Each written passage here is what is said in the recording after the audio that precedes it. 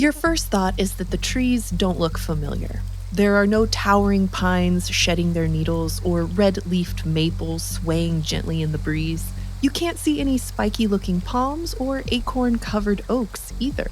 Instead, the trees around you have leaves that are shaped like tongues, longer than they are wide, and gently rounded or slightly pointed at the tip. Today, we call these leaves glossopteris, and they're an important clue in figuring out where and when you are. Their presence means you're probably in Gondwana, the southern part of Pangaea, and you're probably in the Permian Period, the final act of the Paleozoic era. Dark times are ahead. For now, though, this place is calm. The ground under your feet is damp with horsetails and ferns poking up here and there. You're on a floodplain in what will eventually be the Karoo Basin of South Africa. At the moment, around 253 million years ago, it's a seasonally wet landscape crisscrossed by meandering rivers and ephemeral streams. But it won't stay that way. As you take a deep breath of the cold, humid air, you notice strange creatures in the distance moving towards you. They are big, approaching a small hippo in size, and kind of stocky, shuffling along with an odd, semi-sprawling gait. And as they draw closer, it becomes obvious that these are not like any animal you've seen before. They have a pair of tusk-like canine teeth and an otherwise toothless, almost turtle-like beak that they use to feed on tough vegetation. And they're not furry or hairy, but they're not scaly either. Their skin looks kind of like the skin of an elephant, tough and textured. They are members of the largest species of Lystrosaurus, one of the many kinds of distant mammal relatives called therapsids that thrived in the Permian. And while they're just one of the many strange creatures roaming the ancient Karoo landscape at this time, some of the other species in their genus will go on to become the most common vertebrates on land, outnumbering the others by a lot. But first, they will have to survive what's to come. On the distant northern part of Pangaea in what's now Siberia, almost as far away from where you stand as it is possible to get on the supercontinent, big changes are taking place deep within the Earth. A massive volcanic event is beginning, one that will transform the world forever. It will last for hundreds of thousands of years and spew enough lava to cover an area almost the size of Europe. And it will happen in just the right place to burn through huge deposits of coal, releasing tons of additional carbon into the atmosphere, along with other greenhouse gases and toxic mercury. The world's climate will warm catastrophically. At the equator, the temperature of the ocean will reach 40 degrees Celsius, and much of the marine realm will become anoxic, losing its ability to hold oxygen and support life. Something like 90% of species in the ocean will go extinct, along with up to 70% of all vertebrate species on land. And while these figures sometimes differ, today we know this event as the Great Dying, the biggest mass extinction of all time. Some Lystrosaurus will make it through, along with the ancestors of the dinosaurs, the stars of our planet's next geological era. And somewhere, another lineage from a different branch of the therapsid family tree than Lystrosaurus is biding their time, a small, unassuming little creature that will eventually lead to us. They had the adaptations they'd need to survive, along with a healthy dose of luck to make it through, but would you?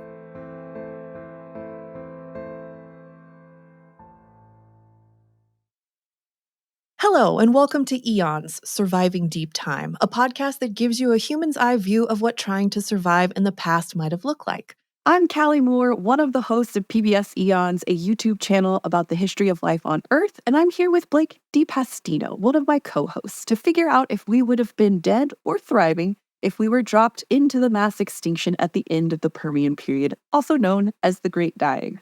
All right, Blake, are you ready to get living in the Great Dying? Callie, how long have we been doing this? Right? How long have we been working together? I think it'll be 7 years in June. Yeah. And do you remember when we launched this show, the YouTube show, in the frickin' arena in Anaheim, as you, me, and Hank, an arena of 5,000 people? I was so nervous that I don't even remember what I said or did. I am more nervous today about this than I was on that day. I got a bad feeling about this drop. You know what I'm saying? Yeah, this is going to be a tough one. This is definitely going to be a tough one. I got a bad feeling about this drop. Well, we've talked about the Great Dying quite a bit on Eons. So what's one thing that you know about the Permian period? Everything died at the end of it. It's like, was it Macbeth? It's the skull guy, right? Everything dies at the end. Yeah, so the biggest mass extinction of all time. Mm-hmm. So not fun. I don't like the looks of those Siberian traps one bit right now. I'm telling you. Mm-mm. It's going to be bad news. Yes. That's what I know about it. But also, like, all this dope stuff was happening in the Permian. Like, you opened talking about plant life, and I actually don't, recollect. I don't have a lot of at-hand knowledge about botanical life from this period. But, vertebrates were, just really kicking it, Oh, yeah. The critters of this time period were, they don't get enough respect, really. They don't. You got your synapsids, and then you got your therapsids. Those stem mammals are living their best lives, and then this happens. It just seems unfair. They get snuffed out at the end of it. Yeah, definitely as cool and as weird as the dinosaurs, and these guys came first. So, oh, for sure, they're so cool. Yeah, yeah. And Pangea, right? I'm all for unity, but parts of that place were just not habitable. Yeah. So we're in Gondwana land. Gondwana land. Yeah, so we're on Gondwana. So the Wana part means land. So if you say Gondwana land, you're saying not know that. Land. Interesting. Okay. Like the Los Angeles Angels? Yeah. Yeah, exactly. Yep, so you just have to, say Gondwana. So you've got all the continents basically smooshed together in Pangea, this giant supercontinent. It's surrounded by a super ocean, Panthalassa, and sprinkled throughout that ocean as well as the Paleotethys Ocean, which was kind of in the middle of the C shape. You had some bigger free-floating chunks, but basically everything is all smushed together. We're both in Missoula, Montana right now, which makes this really easy to kind of try to visualize where we would have been. So being in Missoula, Montana, we would have been on the northwestish coast of Pangea on that sea. Because I had to do a Google image search, but North America is basically that whole chunk of the sea, right? And so right now we are in northwestern North America, and so that chunk of land, that real estate was on that coast. Yep. Although we're not on the coast. We're not on the coast. You were on the coast in the Permian, not anymore, because we get mountain building and all sorts of stuff that happens after this. Oh, so we're bi-coastal. Yes. So right now, I love that for us. Missoula would have almost had beachfront property in the Permian period. Hey. That's okay. I'm not mad at that. How far? Well, okay. We're going to talk about climate in a bit, and that's my main worry about this whole endeavor. Well, actually, I have a lot of concerns. I have multiple concerns about this expedition, but climate is one of them. So from here on out, you're going to be in the driver's seat. You're driving this hypothetical time travel that we're going to do. Okay. If you're back in the late Permian, what are you most worried about? So we have a couple of categories you can choose from. We have atmosphere, climate, temperature, water, food, animal hazards, and environmental hazards, the actual mass extinction. I mean, don't make me choose. Like I said, I don't like the way the Siberian traps are looking at us right now. Yes. But so there's plenty of stuff to eat, plants, and we're on land, right? Mm-hmm. So plants, animals, the seas are terribly hot, right? Like hot tub hot, if not hotter. I think my main concern would be, have the eruptions started? I don't know where to begin. I'm not an outdoorsy person, Callie. You know this about me. If I'm out of Wi-Fi range for more than 30 minutes, I get the bends. Right. Okay. Like nitrogen bubbles, So let's just start off hard. Let's just go with the environmental hazards, the actual extinction event. Yeah, because you touched on a lot of just bummers that happen during this time. My first question is, could we breathe? If the eruptions have already started, there's so much CO2. It leads to all warming, sea levels start to rise, ocean acidification, anoxic events. We more than hit the trifecta. But my concern is we open our Gizmo, and is it going to be breathable? I mean, there are vertebrates, right? and they can thermoregulate because that's kind of a new invention. So I'm assuming we're okay, but like, how long do we have? Right. So it looks like the amount of oxygen during the Permian, where we're going to be at in the late Permian, is about 15% compared to today's 21%. So it's breathable, but it's going to feel like being in like Aspen, Colorado. So if you're not used to high altitude, maybe not try to work too hard because you might get a little like maybe altitude sickness, but really it's going to be low oxygen sickness in our head. So I mean, Missoula's not as high as Aspen is. Like in the valley, we're only at like 3,200 or something like that feet. Yeah, that sounds about right. Yeah, so I think we would feel it, but I don't think we're going to suffocate. Okay. Yeah. And then, like, what is the temperature on land? It's generally warm. Yeah, it's generally warm, broad tropical belt with strong monsoonal climates.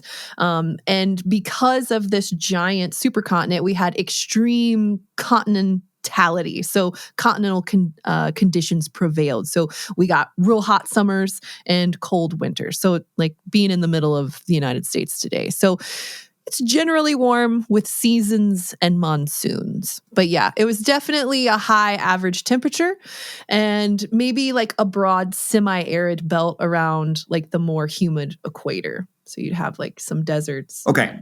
Yeah. Which leads me to my next problem, which is the terrible heat and then also the landmass and the unequal distribution of moisture. I guess if we're on the northwest coast, if we're near the ocean, hopefully we're okay. But like, how much water is there available? Right. For us? Yeah.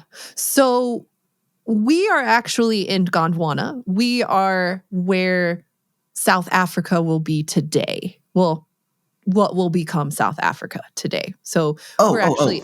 Yeah. We're not in Missoula. Right. Okay. We're not in Missoula, but just like an example of where we are today in Missoula in the grand scheme of Pangaea. But for this hypothetical time travel, we're actually going to be south. And we're going to be real far south of the equator towards the very, very tip of Pangaea. And down there, it kind of depends on the time of year if we're going to find enough water. Because if we get there, the Karoo Basin at this time is kind of set on a floodplain. And so there's evidence of seasonal streams. So if we were there during the monsoon season, there's going to be tons of water and we could collect rainwater, we could get fresh water. But if we happen to show up in the wintertime when it's drier, that might get a little trickier. Okay. So we got to like track a Lystrosaurus and follow it to whatever water source it's using. That's what I would do. Yep, that's a good option. Yeah, they're all over the place and we know they lived through these dry climates. And so where'd they go? What'd they do? Okay, so we've kind of covered that we're going to be able to breathe, that it's lower oxygen than today. It's going to be kind of like being at high altitude. It's hot. It's very hot. It's warmer than we're used to. High average temperatures. We got a strong monsoonal regime. There's a lot going on today. There just doesn't seem to be, because of this heat, there doesn't seem to be any ice caps and probably higher sea levels. So the climate is just going to be hot and we're going to have a little bit lower oxygen. But we'll be able to find water as long as we're there in the summer. And if we show up in the winter, it might be a little tougher, but we're going to follow Lystrosaurus. So do you want to jump in and talk about the mass extinction and how all this stuff rolls together? Yeah, like what? I have so many questions. There are a lot of hypotheses, right, about what caused it. And most of the stuff that I've heard about or, read about has to do with volcanism, just because there are so many effects that kind of are downstream from that. But also there is like a potential bolide impact and or ozone depletion, of these things, what do we have to worry about the most? I guess what's the most likely and what is the most threatening to us and how much time do we have? These big extinction events seem to be driven by these large igneous provinces, LIPs. These are huge volcanic events. And instead of like blowing atop like Mount St. Helens, they just crack open the ground and spew out lava for hundreds of thousands of years. And there's two major ones that we got to watch out for in the late Permian. And that's the Siberian traps, which are a long way away, but they're going to wreak havoc on us even in the south. And there's another one in China, which again is still far to the north, but they're both going to affect us massively wherever you are. You mentioned like killing events, but do those killing events respond to the two LIPs erupting, or do we not know? Or is it just sort of like there were two bursts of extinction? You know what I mean? Yes. There was one, the one in China happened kind of in the mid to early late Permian. So we got that. And then the Siberian traps happened at like the very, very end. And I know both of those have been pinpointed to the extinction event. Chaos, sheer chaos. Don't get me started. I know. And I know. And like people are still thinking that somewhere around 96 up to 96% of marine invertebrate species globally go extinct. I mean, that's mass death on an unknown scale, basically. Because it's not just the temperature, it's acidification and then anoxic events and then like sort of calcification crises that calcifying organisms like couldn't make shells anymore. Right, yes. It's all downstream. And so does that all stem from volcanism and like dissolved CO2? Yeah, so you get a ton of stuff happening that's spewing out carbon dioxide, obviously, and then you get all the other greenhouse gases that come with it, methane and stuff like that, even toxic mercury. But really the kicker here is like location, location, location. So these big LIPs burned through huge coal deposits. So not only do you have just like the normal LIP greenhouse gas increase, they're also burning through massive coal layers. Yeah, so all that sequestering carbon is being released again. Exactly. Yes, and it's going to get hot, like ambient temps of 35 to 40 degrees Celsius. That's like 95 to 104 degrees. That's hot. That's too hot for me. And the last time we met, we talked about the late Ordovician, and I'm like, so palm strings in July basically is what we're talking about, but like all the time. Yeah. Okay. Yeah, it's gonna be really hot. And it seems like this extinction event just kind of like resets ecosystems worldwide, especially in the marine ecosystem, because like you've said, we have ocean anoxia and euxinia, which is no oxygen and high hydrogen sulfide. So like if you were little plankton or diatoms or forams, all these tiny little creatures that make calcium carbonate shells that are very important for food chains in our marine ecosystems, their habitable zones are massively reduced. Can I just say RIP to the trilobites also? Yes. Who are my favorite. They're the cutest. And one of my favorite episodes. One of my favorite episodes. I know. They're in heaven now. One of my favorite episodes of Eons is the trouble with trilobites. And like Earth tried to kill them at least 3 times. And you're like, no, we're good. We'll find a way. We're fine. But nope, they couldn't. They ran out of moves. Yep, they sure did. That's our first episode. Was it really? Yeah. Your favorite episode is our first episode. Yeah. Oh, that's so cute. I just thought it was really, really lovely. I get a little verklempt every time I watch it. I know. Which is every so often. Yeah. Yeah. So you mentioned trilobites, RIP. They're gone. So sad. But we also lose eurypterids. So the sea scorpions, kind of like this mashup between like a horseshoe crab, a scorpion, and kind of a little bit of trilobite sprinkled in there too. Yeah, because we talked about them in the late Ordovician too, because that's when they were heyday. They were loving life. Yeah, yep. But like some nice drawn butter and one of those claws, maybe some garlic. There's good eating right there, right? Could be, but they're gone. They're gone. They're gone. And so they're probably like rotting on the shore if they're dying while we're there. Yeah, they might not be really good. Okay, so what is there for me to eat? Wait, we're not there yet. Okay. Also, we don't have any garlic, but we'll get to that in a minute. Yeah. So also in the oceans, we lose these shark-shaped fish, these ancient weird fish called acanthodians. In the seas during the Paleozoic, this later part of the Paleozoic, we had reefs that were based on rugose coral. So horn coral, they look kind of like little horns. They're super cute. There's we still have those, right? No, they are gone. All rugose corals. Mm-hmm. Yep, they're wiped out. And what we see is like after all of this, like all of these marine ecosystems are kind of replaced by modern ecosystems. They're dominated by the scleractinian corals, which are our modern stony cores that we're used to seeing, and the mollusks and the malacostracan arthropods like crabs and lobsters, echinoderms, the modern fishes, bony fishes. Those types of things take off afterwards. And so this is kind of the end of the Paleozoic ecosystems too.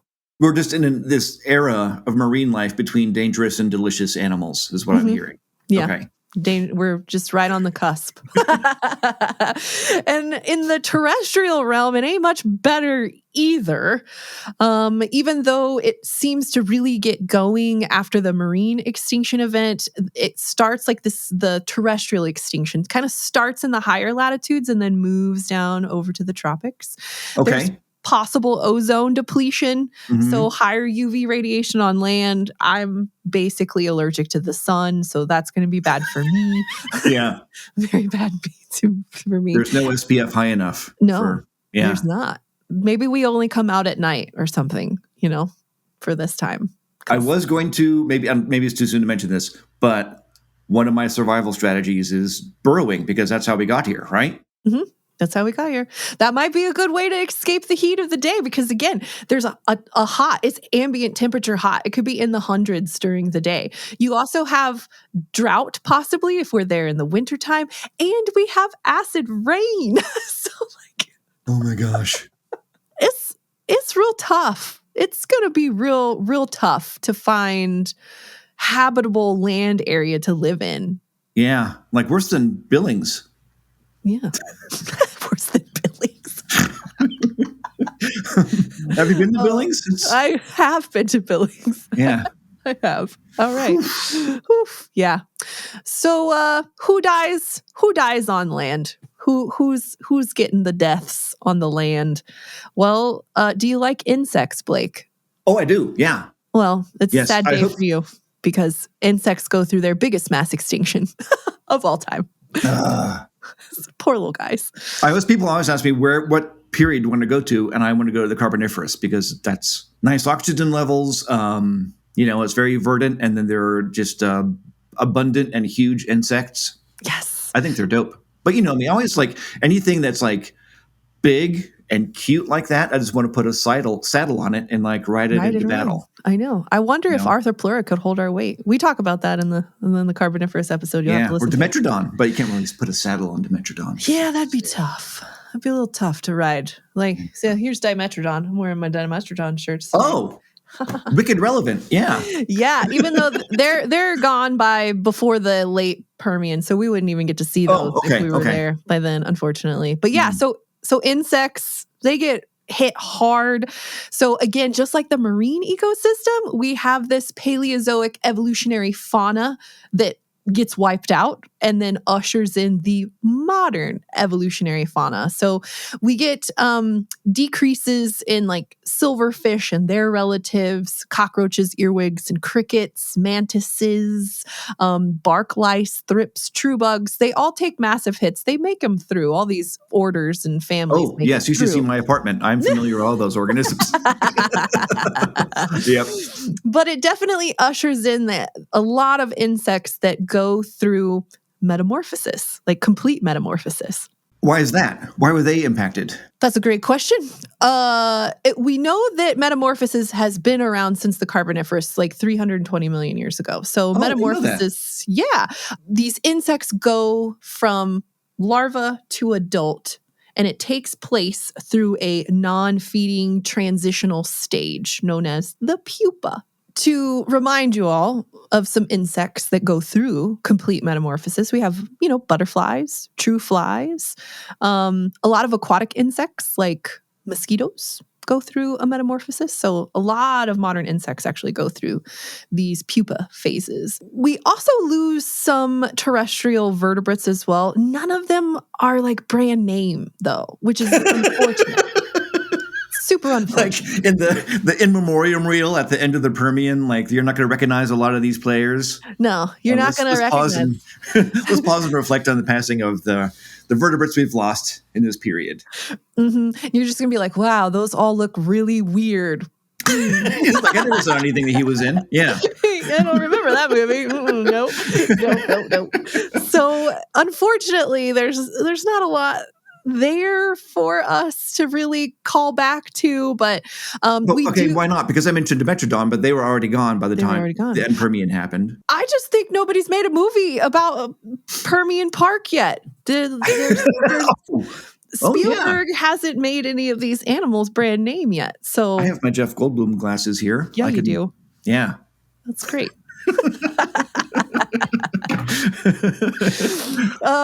We're pretty unclear what happens to the plants though, which is kind of funny. It's like they either were hit really hard or not, but there does seem to be a coal gap.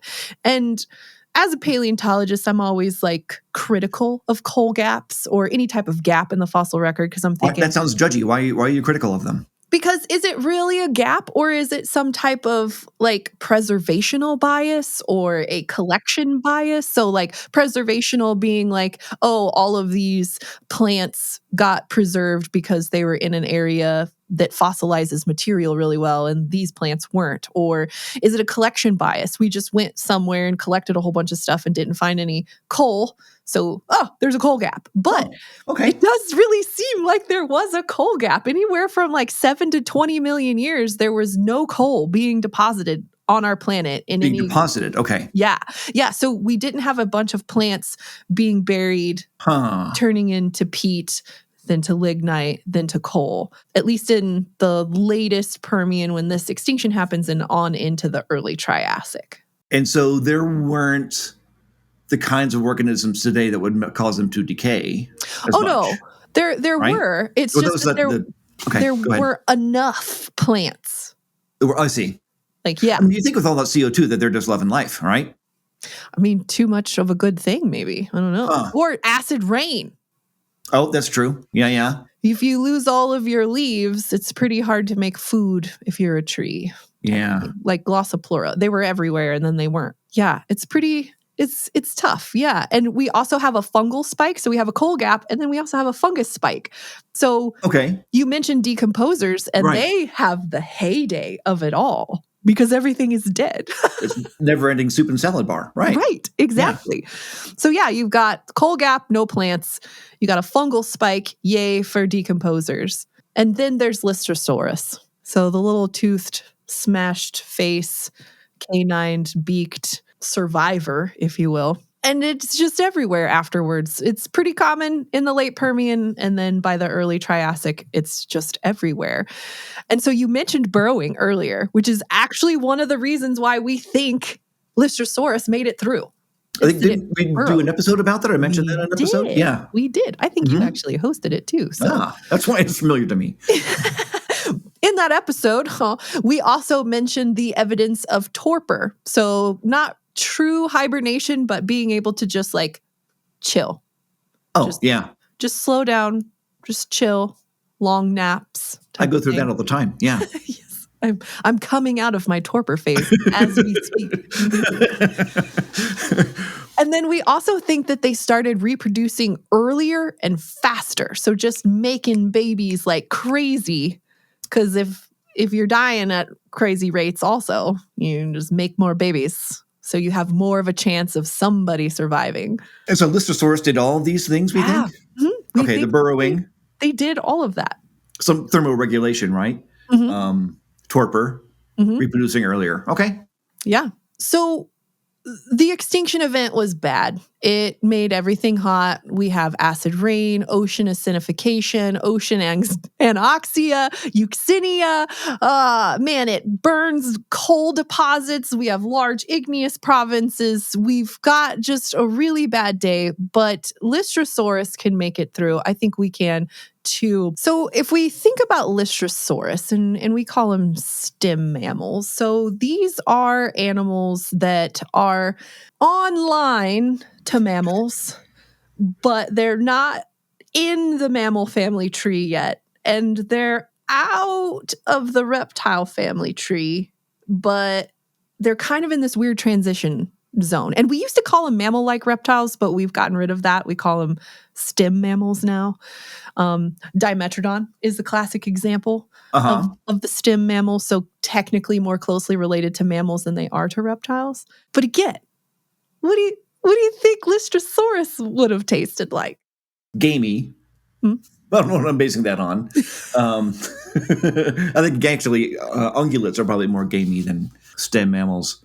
I'm going to say, like, have I ever eaten reptile? I feel like, weren't we at some conference or convention and like a lot of PBS folks were there and someone ordered alligator? Right. Yes, I vaguely remember that too. Yeah. And what did that taste like? I remember it being kind of like a white meat. Little buttery. Well, let's think about it in the way of like phylogenetic bracketing. So we don't have these animals anymore, but we can look at their two closest relatives. So we know what mammal tastes like and we know what reptile tastes like. And these guys were in the middle of that. So I can imagine there would also be gamey, but it would also be reptile-like, but like a geez, I don't know. Like a white meat? I would assume. But not quite chicken? Not chicken. No, not chicken. Definitely not chicken. More like pork. The other white meat. Yeah. Yeah. So a little bit of pork with... I could see it. A little bit of alligator. Not very fatty, I wouldn't imagine. Yeah. I don't think of reptile meat as being very like greasy or anything. I don't know. I have never eaten reptile. Lystrosaurus had those legs, and so you have like the drumsticks. Yeah, you definitely would have had, because they got like that sprawling gait still. So I bet like a bicep would be pretty good. And the meat in the belly. Mm-hmm. Yep. Good old. Some fried Lystrosaurus belly. Yeah, actually. Maybe like cure it with some salt and some brown sugar. No sugar yet. Oh, dang. Yeah. Salt, though. Yeah. Yeah. So what do you think? Would it taste like pork? I don't know. I think I feel like if you were to eat it, you'd be like, this is reminiscent of, but it's not quite. You know, like it would, yeah. It'd be a little weird. Luckily, there's a lot of things for us to eat. I mean, if you're into transitional species, we got a lot to choose from. What about, let me think. There are no angiosperms, so there's no fruit. There's no fruit. Plants are going to be tough for sure. Because See, MB would know. MB would be like, they'd be walking through this forest and they were going hiking with them. Michelle? Yeah. Yes. Like they just pick stuff off trees and they're like, oh, I make a nice cocktail out of this and I pick something up off the ground. I'm like, going to put this in my mouth. They're like, no. No. But they would know how to they're a forager, right? Mm-hmm. Are you a forager? I don't have those skills. You don't have the skills. Yeah. Well, I mean, none of your skills are really going to help a whole lot because it looks like, I mean, it's going to be rough. To get roughage, it's going to be rough because we got ferns, but a lot of them are toxic. So if we do eat them, we got to eat them in small amounts. We got horsetails too, and they've been around since at least the Devonian. But you can't eat too much of them or you'll have vitamin B1 deficiencies. So I didn't know that. That's not good. Because they go around here. When you go like up Rattlesnake Creek, you see horsetails. Mm-hmm, exactly. Interesting. They're everywhere and they somewhat are edible in small doses. You got ginkgos, and the order that ginkgo belongs to first appears in the Permian, and it maybe had edible seeds. It's going to smell like rotting fish probably, but we have no way of knowing if you'd actually be able to eat them. Modern ginkgo seeds are consumed, but they're like toxic, of course. Of course they are. Of course they're toxic. You can have like one as a treat, and then you gotta be careful. Really? And you gotta cook I them. didn't know that. Yeah, you gotta cook them. And our last option are the cycads, and they've been around since the late Carboniferous or somewhere in the early Permian. Guess what they are? They seem very like prickly, rough. Yes, and they're also poisonous too. Oh, are they really? All of them? If you have traditional ecological knowledge of certain groups of Aboriginal Australians, they have developed several methods to make them edible, but I do not know their ways. So Interesting. Yeah. So basically all the plants are toxic. Ugh. That's going to be tough. Okay, what about marine life? Who's left in there? In the marine realm, we're not really close to the marine realm. So we would have to trek fairly far to get to a seafood buffet, if you will. Yeah, so we might not be fishing for marine fish, but there might be freshwater bony fish still around. We might. But also, we have to worry about toxic water and algal blooms and all sorts of other awful things that come out of this extinction event with the acid rain. Yes, and you mentioned mercury and like other things from the eruptions. Yes. Okay, so there's basically no plants to eat. No plants. Maybe some freshwater fish. Yep. I think we would be on what they call a paleo diet. Yeah. It's all meat. We got a ton of meat. All meat all the time. Mm-hmm. We've got all of these synapsids. So this is just one major group of the amniotes. We are an amniote. Mammals are the only living branch. The other major amniote branch is the sauropsids, and those include birds and reptiles. So we're the synapsids. The synapsids, they lived between the split of the origin of synapsids and the origin of mammals. So like they're just not quite there yet. And where we're at in the Karoo Basin, there are several to choose from. Not just Lystrosaurus. We have the Dysonodonts, Daptocephalus, and Dictodon. These are all toothless. They're beaked. They sometimes have tusks. They're herbivorous. So at least we wouldn't have to worry about them coming after us. Well, I mean, I guess they would still defend their right to live. So I was wondering about that. Herbivory versus carnivory or omnivory. Yeah. So I guess that's one. We could follow them and see what they're eating in hopes that we have some genes in common that would allow us to eat whatever they're eating. Yeah. But I mean, we're all therapsids, right? We're all therapsids. Yeah. We share somewhere in the family tree, right? We also have pariasaurs. These are parareptiles, so basal sauropsids and possibly a sister group to the living reptile bird lineage. Some of them are very big, though, like 2.5, 8 feet long. At first I thought I could take on one of these, but then just the cheekbones alone tell me probably not a good idea. Maybe not a good idea. Yeah, because they're covered in osteoderm, so these bony plates that sit right under the skin. Like if you think about like a alligator and how they have all of those bony plates on their back. These things were just like covered in them. Tough eating. But again, we've had alligators, so like. You've had alligator. I'm sure I was a vegetarian still during that day and age. Still a vegetarian. I'm still a vegetarian. So this would all be tough for me. All be really tough. So we have a lot of big lumpy guys to choose from. Whether or not we can actually eat them and take them down. There are there. There's smaller ones though. There are some smaller things that we can eat, but they're super important because they're one of the groups that mammals will eventually evolve from. Chiracinathus is another one that we might find, but we might not want to eat all of them that we can find, so we don't just like disappear and become a weird time traveling paradox because we eat maybe just one a day. Maybe just one a day. Yeah, that would eat like a meal, I think. Yeah, a small meal. So food-wise, there definitely is food. We have plants; they're all poisonous and toxic, so we got to be careful with them in small doses. I didn't mention bugs, but we did talk about them earlier. They're still around, but they're not as big as they got in like the late Carboniferous, early Permian, because the O2 levels drop. So again, we're at 15 versus 21 or 35 in the Carboniferous. So there would have been bugs if you're okay with eating them. They are around. And then lots and lots of meat. Lots of meat. It's just if we can get it. And we got to watch out for the little guys so we don't eat our ancestors too much. Oh, I didn't think about that. But then I wouldn't have to pay taxes. Is the season. Oh, yes. If I go back in time and eat my evolutionary ancestors, I will not have to. I think I found the ultimate workaround. The loophole. The evolutionary loophole. I'm going to work in the morning. Yeah, so we got lots of meat. We got lots of big lumpy guys to try to eat. But we kind of mentioned this just a minute ago when we were talking about them. Even though they're herbivorous, they would still like defend their right to live. If we were trying to kill them, they would be like, "Oh no, thank you."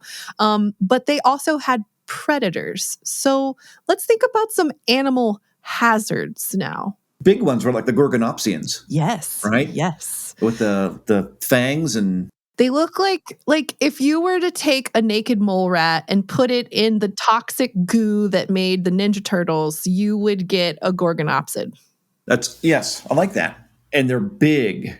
Yes. Like, I don't know if I could run that fast. Yeah, they got up to 10 feet long, so up to 3 meters in length. They were pretty big. They had giant, big canine teeth. They had serrated other teeth. Yeah, they were built to eat the big, lumpy herbivores. So they would have been probably nasty. We would have definitely had to been watching out for Gorgonopsids. And Gorgonopsids are still kind of in the family tree. They're synapsids and they're therapsids. So they're more on the mammal side than the reptile side, but less close to us than cynodonts are. So they're another reason to burrow, right? Like you gotta sleep underground. The Gorgonopsids? Yeah, so you can just be safe from predators. Oh, yeah. Yes. Mm-hmm. Mm-hmm. Yeah, if they can't get their faces in your burrow, then they can't get you.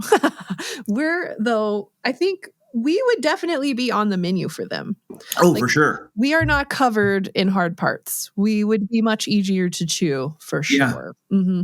I have no idea how fast they were, but I am not that fast. Yeah. Oh, yes, exactly. However fast they were, I am not that. I probably am not that fast. We can climb, though. I don't think they could climb. I was wondering about that. Mm-hmm. Mm-hmm. Yeah. Yeah. So trees are a thing. So, yeah, we had Glossopteris around. There's probably still a few stands of them. So we could climb up, shimmy up those. And I could fashion a club out of the wood. Sure. Yeah. Well, I mean, I bet there's dead stuff all over the place. So you could just take like a femur bone of something and caveman style. Yeah. Yeah. Mm-hmm. So what else is out there for us to worry about predator-wise, right? Like Gorgonopsians are the big scary ones, but also there are smaller ones, right? Yeah, the Therocephalians, like one called Mascorhinus is in with us in the Karoo Basin. And it gets up to about 5 feet long. It still had big canines. It's also a non-mammalian therapsid. Ooh, boy, I'm looking at some reconstructions. Yeah, that's fearsome. And their name means beast heads because they have really large skulls. So I'm assuming, look at those jaws. Right? I'm assuming those bite forces would be up there. Yeah. So there's several things that we're going to have to worry about on land. And we haven't even got to like the freshwater predators because there were plenty of those too. So, yeah. So like what? We still have temnospondals. So those big early amphibians that were like the apex predators, because we don't have any crocodilians yet. So you don't have to worry about that, but you have to worry about these dang temnospondals. So we have some recent trace fossils of these temnospondals from the Karoo Basin, and it's preserved resting and swimming traces. So they'd swim and then they'd rest and make a little imprint and then swim and then rest. And they're like 6 feet long. So like 2 meters long. Oh, yeah. Yeah. I've seen tracks, I think in Texas. I can't remember. But I could see me going up to, like a river, bending down, get some water, and it's just laying there. Watching you. Waiting to snap my face off. Mm-hmm. Yeah. Yeah, and they definitely had teeth. And many of them had teeth on the roof of their mouth. So not only the normal. Gross, really? Yeah. That part I didn't know. Yes. So, oh, wow. But they're catching slippery prey. So it kind of makes sense. If they're trying to catch fish and stuff, you need all the help that you can get to keep them in your mouth. And so if they were to latch onto you, the chances of you getting out of their mouths. I don't like it, Callie. I got a bad feeling about this. Yeah. I don't know if we're going to make it out. It's not looking great. Let's just say that. So, all right, let's go review style. We've got low oxygen, we got high sea levels, we've got extreme temperatures from monsoons and drought, and we have water, maybe, depending on when we're there. All of the plants are gross. Should not eat them. We still have some bugs. We've got some things to eat on the meat side of things. But again, the meat can also come after us. So we got... Right. It goes both ways. Right. So we have the gorgonopsins, the therocephalians, the temnospondylus in the water. Oh, boy, howdy. We have a lot of things happening. We've got large igneous provinces going up of north, and it's screwing with our climate. We've got ocean anoxia and acidification. We lose all of our good, tasty marine stuff, probably. Man, heat and drought and acid rain, fungal spikes, coal gaps. So... I'm not loving it. Blake, how do you feel about your chances now that you've heard about the late Permian? I like to think of myself as an optimistic person, but this challenges the limits of my faith and my self-reliance and my resourcefulness. Mm-hmm. My main fear is just like the whole environment, but like the climate specifically, and like the limited or like decreased oxygen. Like everything that we need is there, but everything is in diminished supply. Right. And there's a lot of things that could ruin your day just all over the place. So not only are we a predator, but we are also officially 100% prey at this point in the game too. Yeah. It's looking pretty bleak. It's I think you're with me, right? You and I are together? Yep, I'm with you. You could tell me not to eat the plants because I'd just be like, dope, we'll start with a nice salad, some Thousand Island dressing. I think I can make it like a couple of days, but that's it. Yeah. And I think I would, just because I would not have the amount of oxygen that I'm used to, like we're like Aspen or Park City or something, and probably not, it depends on what time of year, what kind of water we have access to. I think that I would be vulnerable enough that the temnospondylus would bite my face off. Yeah. But I'm trying to get water, and that's how I'm going to leave this mortal coil. Yep. Like all the environmental changes I feel like I could roll with until getting eaten by a gorgonopsid. And then I'm like, shoot, I didn't see you coming. I don't have eyes in the back of my head. Man, you totally got me. Dang it. And they're living their best lives out there. Oh, yeah. In this environment. They're great. They're completely perfectly suited for their environment. Well, until they weren't and they go extinct. But true. One up on you, man. Now who's extinct, huh? Yeah. So, all right. So a couple days. Too soon? Too soon to gloat about that? Dancing on the ashes of the gorgonopsids. In some ways, I'm a very petty, small man. Yeah. You got to take your wins. Take your wins. All right. It feels like a W. Right. It is, definitely. All right. So if there's one item that you could take back there with you, like take to the Permian, what's your one item? I've been thinking about that this whole conversation. Because last time I punted and I said like a Swiss Army knife or something, but like my first thought was I'm just really hung up on the oxygen thing. And I know that it's 15%. So it's like, but that's today's oxygen levels are just in like the low 20s. 21-ish. So that's like, 25% less? Am I mathing that correctly? 25% less oxygen? Something like that. Like either an AK-47 for the predators, which seems unsportsmanlike. Or an oxygen tank. Yeah, I guess once you run out of oxygen, you can beat a Gorgonopsid with the tank if it's a big enough one. Yeah, that's true. Serve two purposes. You could light a fire with the oxygen, get it going. Yes, we didn't talk about fire, but there were a lot of wildfires. Yeah. I don't. As long as you know how to make fire, we've got wood, so we could make a fire. But oxygen could get it going a little faster. Or just like my water bottle, but this is only 30 Definitely take a ounces or something. metal one, not a plastic one. Oh, yeah, that's true. Wing. What would you bring? I don't know. Night vision goggles. If we're out at night, being able to see stuff. I don't know. That's smart. I don't know. I also would want a weapon too, but I feel like I could fashion one out of something. That's what I was thinking. This I could make a club out of a stick or a club or a tree. Something. Yeah. A full suit of armor that can't be bitten into. Like just all the pollutants and stuff. The more I think of it, the more I think an oxygen tank is the way to go. Yeah, that's a good one. That's clever. That's very clever. Mm-hmm. Okay, so what's the one non-living souvenir you'd want to bring back with you? Well, I love me some trilobites. But the last one. You could bring the last yeah.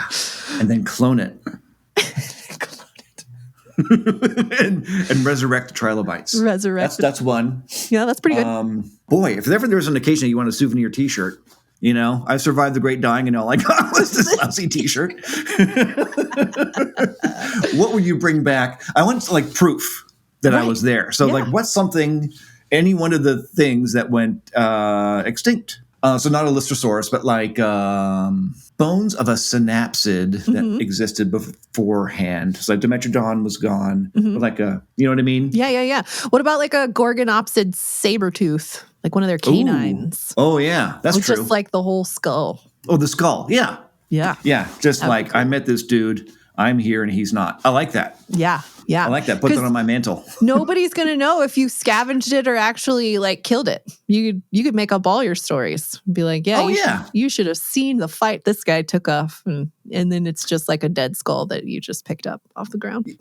Yeah. On all the dating apps, there are guys holding fish. Mm-hmm. I'm just going to hold that skull. Yep. Yeah. Love it. That's a great conversation starter, if nothing else. What is that? You won't even believe me if I told you. All right, Blake. Well, this was fun. I think we could hang for a couple of days max, but it's going to be a tough ride. This was stressful. This was the most stressful episode yet for me. This was stressful. Yeah. Even when I'm sitting comfortably in the 21st century and it made my armpits sweat. Yep. Yeah. Where can we go that's nice? What's the cushiest other than now? And it's just puppies. I don't think that exists. I kept thinking maybe the Ordovician because technically there's nothing to get you on land really yet and there's still stuff to eat. But the farther we go through these episodes, I don't know if there's anywhere safe for a human really. It's going to be rough all the way around it. It's going to be again, maybe because of the carboniferous, because of the oxygen and my asthma, Yeah. That might be the best one. Yeah, because there are things there are temnospondals, so you got to watch out at the water's edge. Those darn toilet seat headed amphibians. They've got really round, flat heads. They look like a toilet seat lid. Yep. And then they open up and they bite your face off. And it's just like being beaten by a toilet. Yep. Worst nightmare. I'm going to get eaten by a toilet seat with teeth. That's how I want to go, though. I want that on my epitaph, was eaten by a toilet with teeth. People would be so confused. Monster. So confused. Oh, my gosh. Someone's got to, and then rename that organism. What's Greek for toilet head? I don't know. I don't know. We'll have to look that one up. And it'll just be it'd be like a reed, like a sort of fake mean nickname for those things. Mm-hmm. Yeah, I hate those guys. Well, it was nice knowing you, Callie. Yeah, you too, Blake. Let's do this again sometime. While we can't know whether or not a human really could survive in the late Permian, there's no reason to think you couldn't. For a little while, anyway. Because once the Great Dying begins, statistically, the odds are not in your favor. The great reefs of the Permian disappear, the victims of rampant ocean anoxia and acidification. Life on land fares just a little better, but with 70% of all terrestrial species disappearing, you're more likely than not to go along with them. Unless, of course, you're a Lystrosaurus. They persist in the aftermath, becoming 95% of the fauna on land. And our ancient ancestors made it too, members of the group called cynodonts, creatures that would one day give rise to mammals, but not yet. If you see one on your journey through the Karoo, it's probably best to leave it be. The times ahead will be tough enough. Our branch of the family tree will have to make it through the Mesozoic before they can rise again.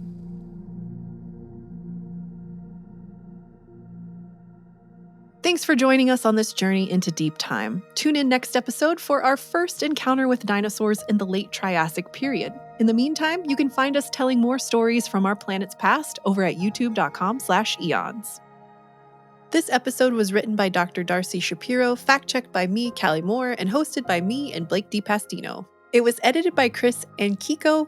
Our sound design and mix was by Callie Dishman. The show is produced by Sarah Suda, our script editor is Dr. Paige Madison, and our editorial director is Dr. Darcy Shapiro.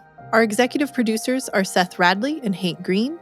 The executive in charge for PBS is Maribel Lopez, and John Campbell is PBS's Associate Director of Programming. Eons Surviving Deep Time is a production of Complexly for PBS Digital Studios, and we are distributed by PRX. Until next time, you can always visit us over at youtube.com/eons for more stories from Deep Time.